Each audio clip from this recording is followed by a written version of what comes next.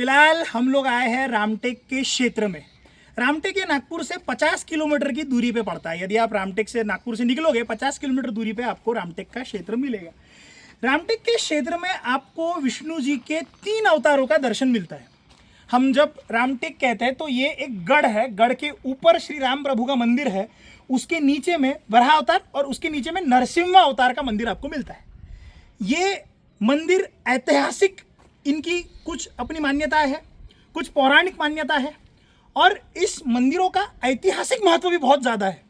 नागपुर में रहने वाले कई लोग जब रामटेक में आते हैं तो वो श्री राम प्रभु का दर्शन लेते हैं। जाते वक्त आपको वराह जी का मंदिर मिलता है तो उनका दर्शन लेते हैं। लेकिन अगर आप इस मंदिर को देखेंगे जो नरसिम्हा जी का मंदिर है, उसका दर्शन बहुत लोग नहीं लेते क्योंकि बहुत लोगों को पता ही नहीं कि नरसिम्हा जी का मंदिर यहाँ पे स्थित है, क्योंकि गढ़ से थोड़ा सरक के है। लेकिन इसका हिस्टोरिकल इंपॉर्टेंस बहुत ज़्यादा है, उसे आज हम समझते हैं, इसीलिए ब्लॉग बना रहा हूँ। आइए, हम फिलहाल नरसिम्हा मंदिर के बाहर हैं। इस मंदिर की ऐतिहासिक जो इंपॉर्टेंस है, हिस्टोरिकल इंपॉर्टेंस जो है वो ये है कि आपको ये जो मंदिर है वो वकाटका गुप्ता के समय का ये मंदिर है, यानी कि 5वीं शताब्दी का। अब ऐसा नहीं है कि उसके पहले मंदिर भारत में प्रस्तापित नहीं थे, लेकिन आपको जो कंस्ट्रक्टिव आर्किटेक्चर और जो आर्कियोलॉजिकल एविडेंस में one of the oldest temple, यानी कि भारत में यदि कंस्ट्रक्टिव आर्किटेक्चर शुरू हुआ होगा तो उसमें जो सबसे पहले 2 या 3 मंदिर आते हैं उसमें इस मंदिर का स्थान है। यानी कि यदि हम ये कहें कि नरसिम्हा प्रभु के 2 मंदिर कहीं बने होंगे तो उसमें से शायद हो सकता है ये पहला हो या ये दूसरा हो।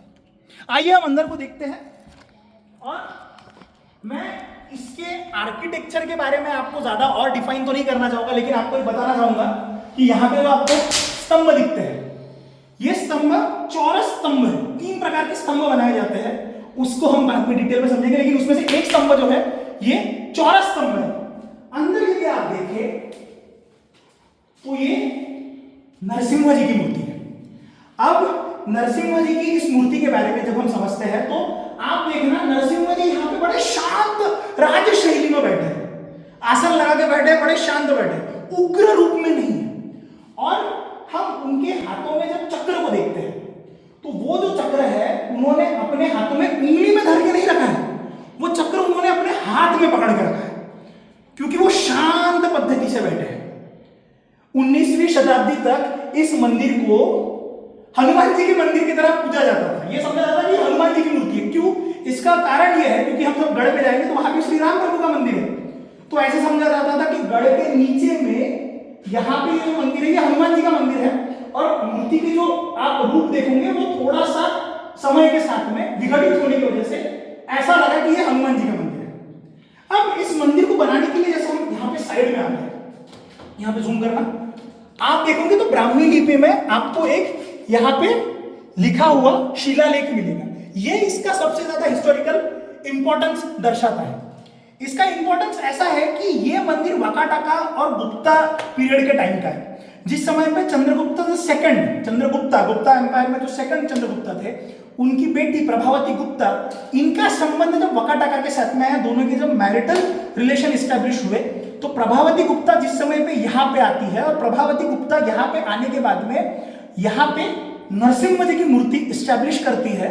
और जो वकाटका साम्राज्य पहले शैव पंथ में था, समय के साथ में प्रभावती गुप्ता जी के आने के बाद में वही वकाटका साम्राज्य वैष्णव पंथ की ओर आपको झुकते हुए दिखता है। यानी महाराष्ट्र में यदि वैष्णव पंथ की जो नींव रखी गई या महाराष्ट्र जो एक वैष्णव पंथ की ओर आपको झुकते हुए दिखता है, वो प्रभावती गुप्ता जी के आने की वजह से दिखता है। यानी कि आप ये समझो कि उस समय में भी 2 अलग अलग तरह की पूजा उपासना में जब इंटरमिंगलिंग हुआ करती थी, तो हो सकता है कि किसी स्ट्रॉन्ग लेडी की वजह से समय के साथ जिस खानदान में वो जा रही है उस खानदान की पूजा व्यवस्था बदलती थी। यानी आपको ये समझता है कि how strong matrilineal lineage used to play the role, the society was not totally पैट्रियार्चल।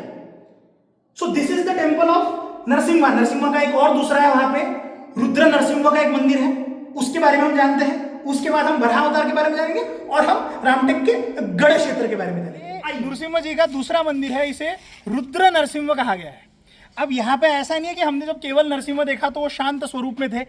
इसके अंदर की मूर्ति अगर आप देखोगे और इस मंदिर का आर्किटेक्चर भी देखोगे तो आपको सिमिलर दिखेगा, इसमें कोई फर्क आपको नहीं दिखता है। लेकिन जो वाकाटाका के रुद्र नाम के राजा थे, उन्होंने इस मंदिर को निर्मित किया, इसीलिए इस मंदिर का नाम पड़ा रुद्र नरसिंह। हालांकि वो जो मंदिर है उसका जो आपको महत्व है वो ज्यादा मिलेगा, क्योंकि वहां पे शिलालेख आपको मिलेगा। दूसरा, अगर आप देखोगे तो मूर्ति समान बनी हुई है, उसी आसन में बैठी हुई है, हाथों में चक्र है, आपको उसी तरह से सभी कुछ दिखता है, कोई भी फर्क आपको नहीं दिखेगा। अभी हम इस गढ़ क्षेत्र के दूसरी मूर्ति की ओर जाएंगे, वराह मूर्ति की ओर। चलिए, हम जो है फिलहाल रामटेक गढ़ क्षेत्र के दूसरे प्रमुख मूर्ति के पास में आ चुके हैं। हमने नीचे केवल नरसिम्हा की मूर्ति देखी और अभी फिलहाल हम रामटेक गढ़ क्षेत्र में विष्णु जी के तीसरे अवतार यानी कि विष्णु अवतार वराह अवतार के पास में है। आइए अंदर में आपको मैं इसके बारे में जानकारी देता हूँ। इस मूर्ति के बारे में दो कथाएं प्रचलित हैं। सबसे पहले यानी कि हम जब पुराणों को पढ़ते हैं तो हमें ये पता चलता है कि वराह अवतार का जो दर्शन लेता है उसके सारे पाप नष्ट होते हैं। एक मान्यता ये भी है कि जो इस मूर्ति के भीतर से अंदर से जा सकेगा उस व्यक्ति को पापहीन व्यक्ति समझा जाता है। मैंने बहुत पाप की इसलिए मेरा पेट थोड़ा बड़ा हो गया अभी फिलहाल, तो मैं तो भैया नहीं जा पाऊंगा। तो जिसने पाप नहीं किए हैं वो इस मूर्ति के अंदर से जा सकता है। अपन अब एक बार जाने की कोशिश भी करेंगे, हो सकता है मैंने पाप खत्म हो गए होंगे। तीसरी जो कथा इससे जुड़ी हुई है वो ऐतिहासिक कथा है। ये मंदिर, ये क्षेत्र, ये भोसले के अंडर में हुआ करता था। आप जब ऊपर देखोगे तो गढ़ के ऊपर जितने भी भोसले जब अलग अलग जगहों पे जाते थे, वहां से जो चौथ वसूल के ले आते थे या जो भी पैसा वो वहां से लाते थे, वो सारे गढ़ के ऊपर सुरक्षित रखा जाता था। और इस गढ़ की देखभाल करने के लिए इस गढ़ के नीचे जो पहरेदार रहा करते थे वो मुस्लिम समाज से हुआ करते थे। अब वराह अवतार एक तरह से अगर हम इनके जानवर को देखें तो ये वराह जानवर है, और मुस्लिम समाज में वराह या सुअर ये वर्जित माना गया है। तो इसीलिए ये बात प्रचलित करी गई उस समय के राजाओं द्वारा कि जिस किसी को भी इस गढ़ के ऊपर चढ़ना है उसे चढ़ते वक्त इस, देखिए ये अंदर से जाने की कोशिश कर रहे हैं, आप देखोगे तो जो कोई भी देखो ये इन्होंने पाप नहीं किया इसलिए ये इन्होंने पाप नहीं किया इसलिए निकल रहे। देखो जिन्होंने पाप नहीं किया वो इसके अंदर से निकल सकते हैं। तो इसके बारे में ऐसी बात प्रचलित करी गई कि जिस किसी को भी उस गढ़ के ऊपर जाना है, उस गढ़ का जो तंत्र ये है कि आपको इस वराह के नीचे से जाना होगा। और मुस्लिम समाज में वैसे भी वराह वर्जित माना गया है, इसीलिए वो इसके नीचे से जाते भी नहीं थे। उस गढ़ पे रहने वाले ट्रेजरी को, उस गढ़ पे रहने वाले पैसों को सुरक्षित रखने के लिए अभी फिलहाल मैं इसके नीचे से जाके देखता हूँ, देखते हैं हमने पाप किए। पृथ्वी तुम जाओगे ना, तुमने बहुत पाप किए मालूम मेरे को, मैं अभी जाके देखता हूँ। भैया हमको भी जाना है, हम जाके देखेंगे।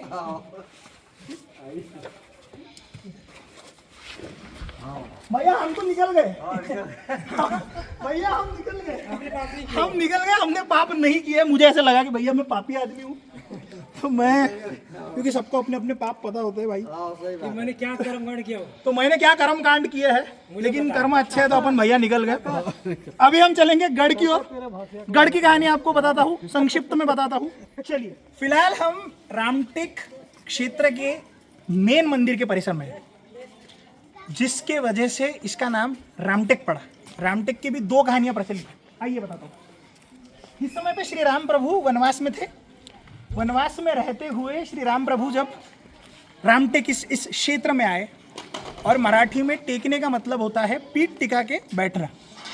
तो जिस समय पर श्री राम प्रभु यहाँ आए, वो अपनी पीठ टिका के यहाँ पे जब बैठे टेके, तो इस क्षेत्र का नाम पड़ा रामटेक। दूसरी बात, इस क्षेत्र के बारे में एक और कथा पड़ती है कि श्री राम प्रभु जिस समय पे ये प्रतिज्ञा करके निकले थे कि वो राक्षस जाति का संहार करेंगे, तो ऐसी मान्यता है जहाँ पे आपको बोर्ड में भी दिखेंगे कि रामटेक का मतलब होता है प्रतिज्ञा लेना, राम की प्रतिज्ञा, टेक यानी प्रतिज्ञा।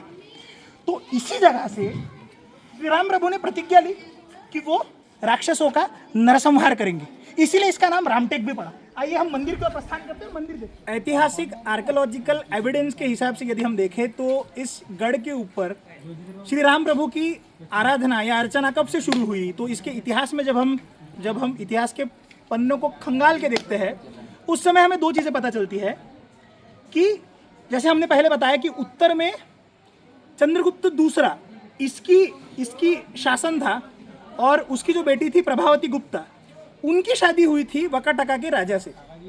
अब जब हमें उनके आर्कियोलॉजिकल एविडेंसेस या उनके ताम्रलेख शिलालेख मिलते हैं तो रामगिरी स्वामी पादमुलात ऐसा नाम हमें उन पत्रों में मिलता है कि उन ताम्र पत्रों में उल्लेख आने की वजह से हमें यह समझ में आता है कि यहाँ पे श्री राम प्रभु की जो पादुकाएं थी उसे रखा गया था। पादमुलात यानी कि उनकी पादुकाएं रखी गई थी। उन पादुकाओं को नमन करके, उन पादुकाओं की अर्चना करके यहाँ पे क्षेत्र में दान पुण्य किया जाता था। इसीलिए इस क्षेत्र में श्री राम की आराधना बहुत पूर्व से थी। जिस मूर्ति की अभी हम फिलहाल बात करने जा रहे हैं, ये मूर्ति भोसलेकालीन है, यानी कि इसका एस्टैब्लिशमेंट भोसलेज ने किया है। इस मूर्ति के बारे में भी दो कथाएं ऐसी प्रचलित है। कुछ जगहों पे आर्कियोलॉजिकल एविडेंस ऐसा मिलता है कि इस मूर्ति को कर्नाटका से लाया गया, और एक दूसरा एविडेंस ऐसा मिलता है कि अंबाला का जो तालाब पड़ता है यहाँ पे पास के परिसर में, उसी तालाब में से इस मूर्ति को निकाला गया। तो ये दो कथाएं हैं, लोग अपने अपने हिसाब से मान्यता लगाते हैं। अभी हम चलेंगे मंदिर की ओर, और अब हम गढ़ के रामटेक क्षेत्र के मेन मंदिर की ओर अग्रसर हो रही है। हम फिलहाल एंट्रेंस पे है रामटेक गढ़ मंदिर के, तो आपको ऊपर दिखेगा भोसला देवस्थान ट्रस्ट। ये मंदिर जो है ये नागर शैली में बनाया गया है, और भोसलेस के अंडर में आने की वजह से इसे भोसला देवस्थान ट्रस्ट नाम दिया। हम फिलहाल मंदिर के बाहर में हैं, और यहाँ पे वीडियो निकालना वर्जित होने की वजह से हम वीडियो नहीं निकाल पाएंगे अंदर का।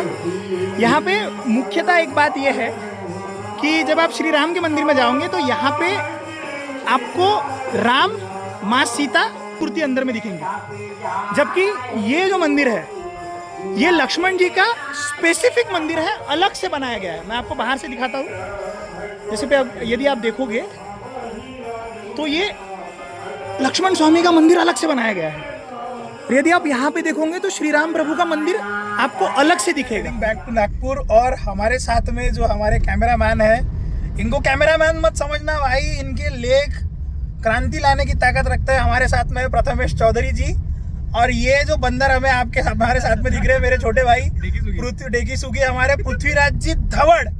जितनी भी इंफॉर्मेशन मैंने दी वो इंफॉर्मेशन की स्रोत आती है पृथ्वीराज धवड़ जी से।